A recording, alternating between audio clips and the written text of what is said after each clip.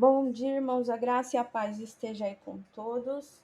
Hoje é dia 29/11/2021. Eu vou falar sobre a justiça de Deus, o Pai, né, que é Cristo.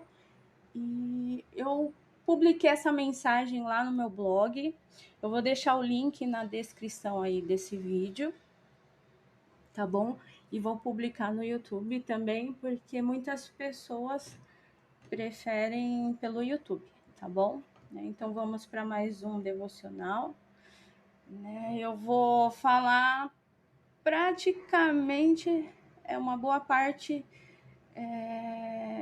sobre Mateus 5, que Jesus ele nos ensina que o mais importante não é o que sabemos, mas o que fazemos com aquilo que aprendemos, Que o mais importante do que falar é o agir, Em Mateus 5 diz sobre primeiro a atitude e depois vem o ensinar, Eu vou ler Mateus capítulo 5, os versos 19 e 20, que diz assim: Qualquer, pois, que violar um destes mandamentos, por menor que seja, e assim ensinar aos homens, será chamado menor no reino do céu.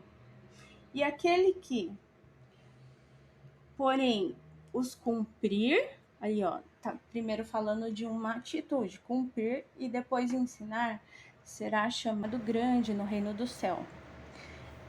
Porque vos digo que, se a vossa justiça não exceder a dos escribas e fariseus, de modo nenhum entrareis no reino do céu. Enfim, se nós, que cremos em Cristo, seguimos a tua vontade, e desejamos caminhar na tua luz, Não, se nós que cremos não cumprir o que está sendo ensinado, o que demais estamos fazendo? Aí é uma pergunta, que eu faço também a mim mesma. A nossa justiça ela tem que ser superior à dos fariseus, Jesus, ele, mediante esse versículo, ele está falando como que funcionava o sistema, lá no tempo de Jesus.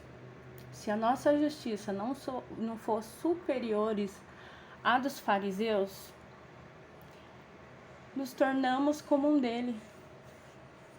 deles. Porque como podemos falar de algo que não vivemos? Por acaso isso vai gerar transformação em outras pessoas? De fato nenhum, A resposta é muito clara, claro que não, Ou pior, se não damos um bom testemunho, como as pessoas irão crer em Cristo, Eu até recomendo que leia Atos capítulo 19, os versos do 11 ao 15,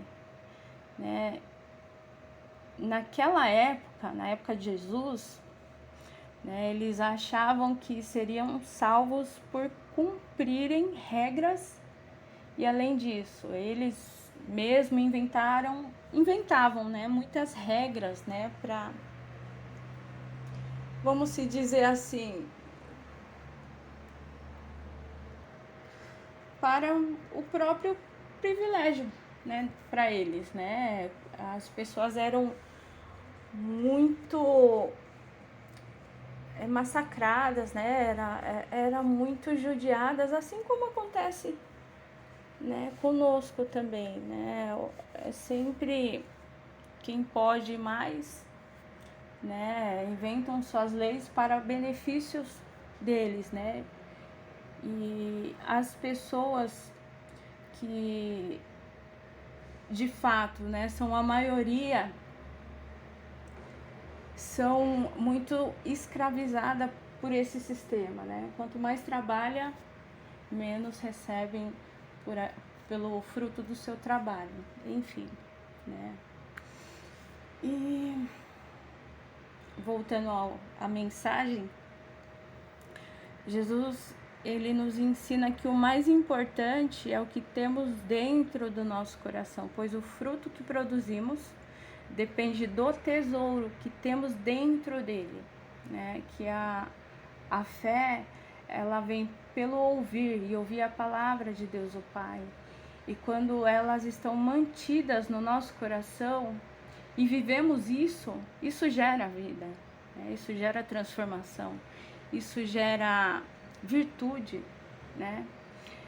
Quem ama Cristo quer fazer o que lhe agrada, né? Como a noiva à espera do noivo, né? Como aquela parábola das prudentes com suas lamparinas acesas, né? Aguardando o grande dia, né? Eu digo que em todo o tempo que o ordeiro é menino, em nada difere de servo. Eu vou ler um versículo aqui que está em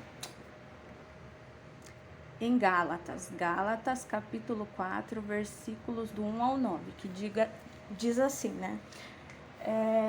Digo, pois, que em todo tempo que o herdeiro é menino, né, eu já falei em outros vídeos aqui, né? Paulo também fala sobre isso em 1 Coríntios, né?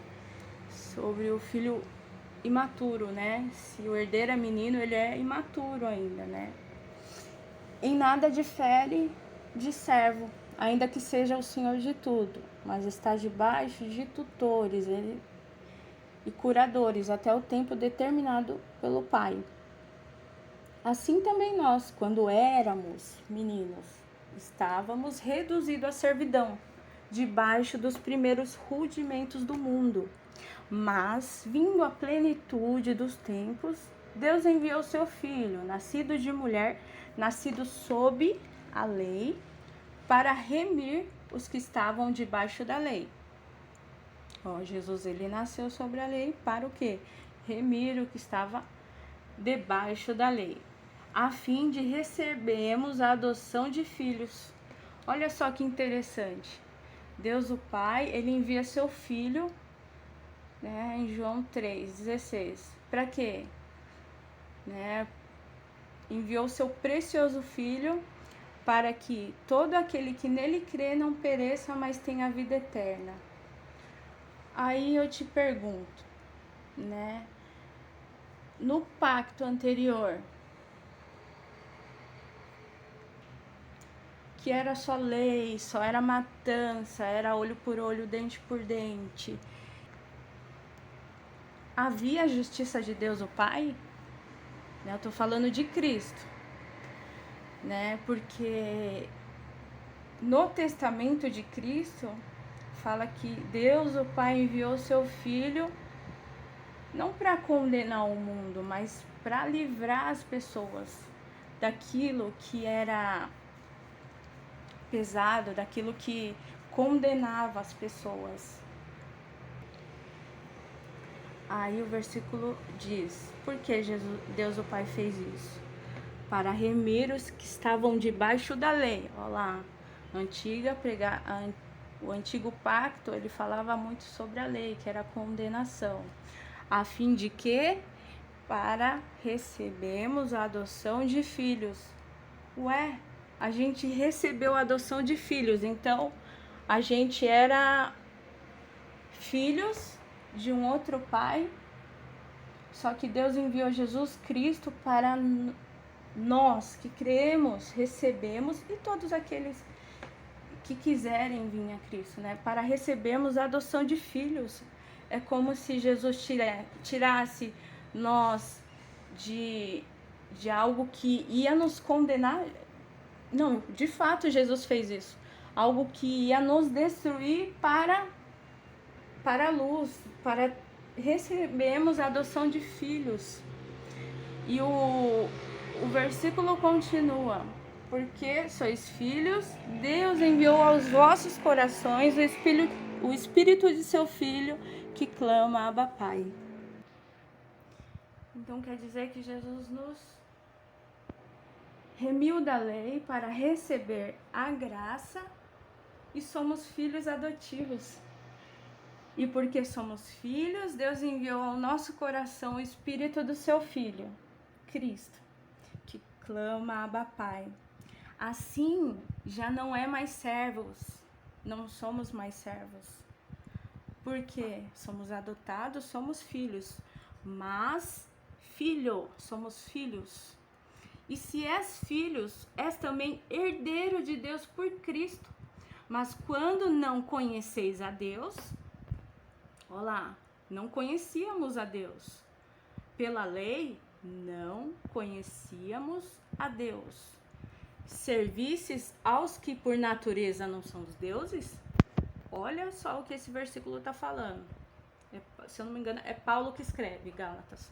Mas agora, conhecendo a Deus, Deus o Pai, porque Cristo ele fala sobre, toda vez que ele vai falar, ele chama de Deus o Pai. Mas agora conhecendo a Deus, ou antes, sendo conhecido por Deus, como tornais outra vez a esses rudimentos fracos e pobres, os quais de novo querem servir. Tá falando que sob a lei temos, tudo aquilo que ela traz, destruição. Jesus nos remiu dela, nos deu a graça e recebemos a adoção de filhos. Irmãos, eu vou ler um versículo que está em Hebreus, capítulo 7, os versos do 11 ao 28. Eu peço que vocês meditem nesse versículo abaixo, porque ele é um pouquinho, vamos se dizer assim, difícil de se compreender. Porém, peço a Jesus para esclarecer, Eu vou começar lendo ele, que diz assim: se a perfeição fosse pelo sacerdócio levítico, porque sobre ele o povo recebeu a lei.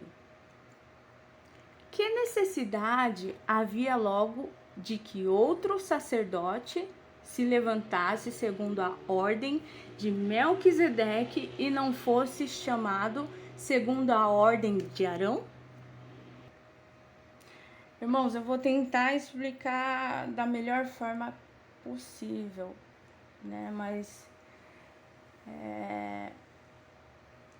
eu peço, para que os irmãos entrem em comunhão com Cristo, peça para Ele revelar, se algo não está bem esclarecido, porque as coisas, espirituais se discernem espiritualmente, tá bom?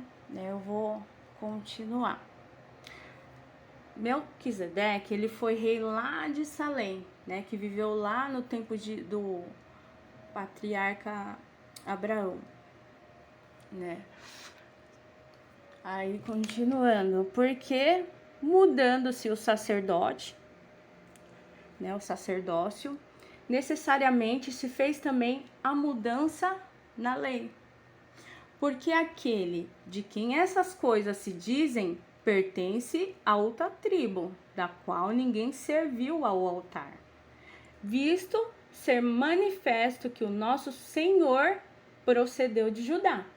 E concernente a essa tribo, nunca Moisés falou de sacerdócio. E muito mais manifesto é ainda, se a semelhança de Melquisedeque se levantar outro sacerdote, que não foi feito segundo a lei do mandamento carnal. Olha, o versículo está muito bem explicativo. Vamos lá. Mas segundo a virtude da vida incorruptível, porque ele assim testifica: tu és sacerdote eternamente, segundo a ordem de Melquisedeque. E outra coisa, irmãos, quem escreve isso aqui são judeus. Os caras entenderam o que é graça e olha o que eles... É o livro de Hebreus, né? Quem escreveu foi judeus. E ó, os caras entenderam tanto da graça, olha o que eles falam. Vou continuar. Porque o procedente é anterior. Mandamento é abrogado. Abrogado foi anulado por causa da sua fraqueza e inutilidade. Pois lei nenhuma coisa aperfeiçoou. E desta sorte é introduzida uma melhor esperança, pela qual chegamos a Deus. Olha só que os caras falam, né? A lei, ela não aperfeiçoou em coisa nenhuma. Só que vindo Cristo, é introduzida uma melhor esperança, no qual chegamos a Deus o Pai. Então, se no antigo pacto a gente adorava, quem a gente estava adorando? Ó, vou voltar lá. Fala que a gente adorava deuses. Olha lá. Mas quando não conheceis a Deus, servieis aos que por natureza não são os deuses? Olha só, irmãos. Vamos lá. E visto como não é, sim, prestar juramento, porque certamente aqueles que sem juramento foram feitos sacerdotes, mas este com juramento, por aquele que lhe disse, jurou o Senhor e não se arrependerá. Tu és sacerdotes eternamente, segundo a ordem de Melquisedeque. De tanto, melhor aliança, Jesus foi feito fiador. É o que é fiador, irmão? É que se obriga a realizar pagamento ou cumprimento de obrigação de outra pessoa. Jesus, ele foi feito fiador, pois um testamento ele não pode ser anulado. Por quê? Uma pessoa deixando quer dizer que essa pessoa, ela faleceu, ela morreu. Visto que só tem força onde houver morte. Se a pessoa não estiver morta, não tem testamento. Ou terá algum valor enquanto o testador vive. Uma pergunta. Alguém morreu na antiga aliança, antigo pacto, para ter algum valor? Ou melhor, para tornar o pacto anterior em testamento? Sendo que não existe novo testamento. Eu vou repetir. Não existe novo testamento. Porque não são dois. É um só. Existe o testamento. Sendo que até em circunstâncias terrenas não pode haver dois testamentos, partindo de um só testador. Se assim o tiver, um deles tem que ser destruído. Leia Hebreus 9, capítulo 9, versos 16 em diante.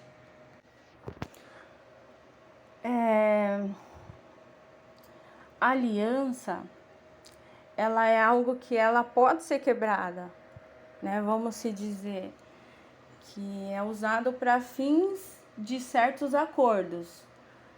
E o significado dela quer dizer que é ato ou efeito de aliar-se, né?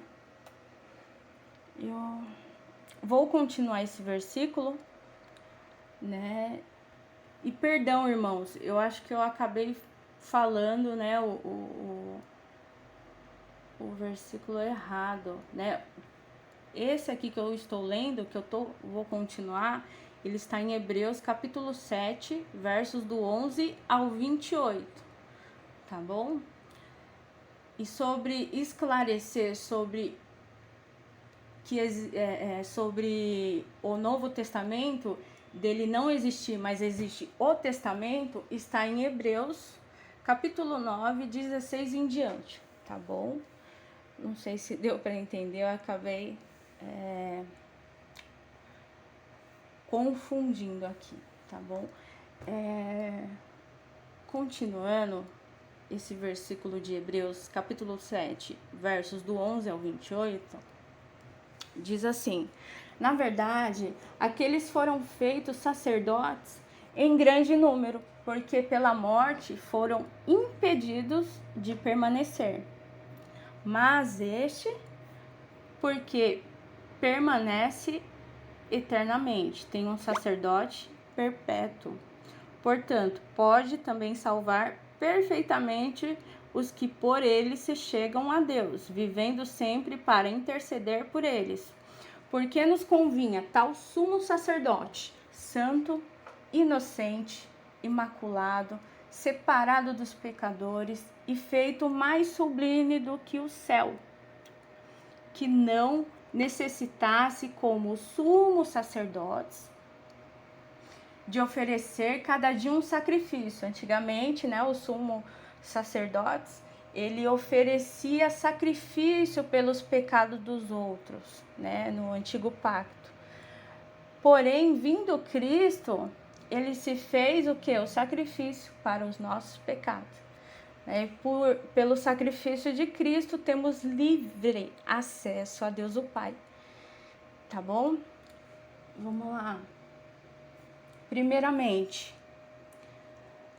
por seus pecados, por seus próprios pecados e depois pelos pecados do povo, que os sumos sacerdotes, ele oferecia sacrifício pelos seus pecados e depois pelo do povo, porque isso fez ele uma vez, oferecendo-se a si mesmo, porque a lei constituiu sumos sacerdotes a homens fracos. Mas a palavra do juramento que veio depois da lei constitui ao Filho, Cristo, perfeito para sempre.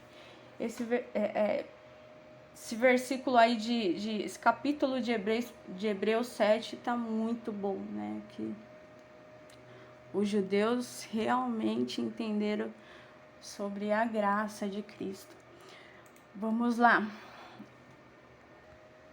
E terminando por aqui, irmãos, eu vou ler João 14, capítulo 14, verso 6.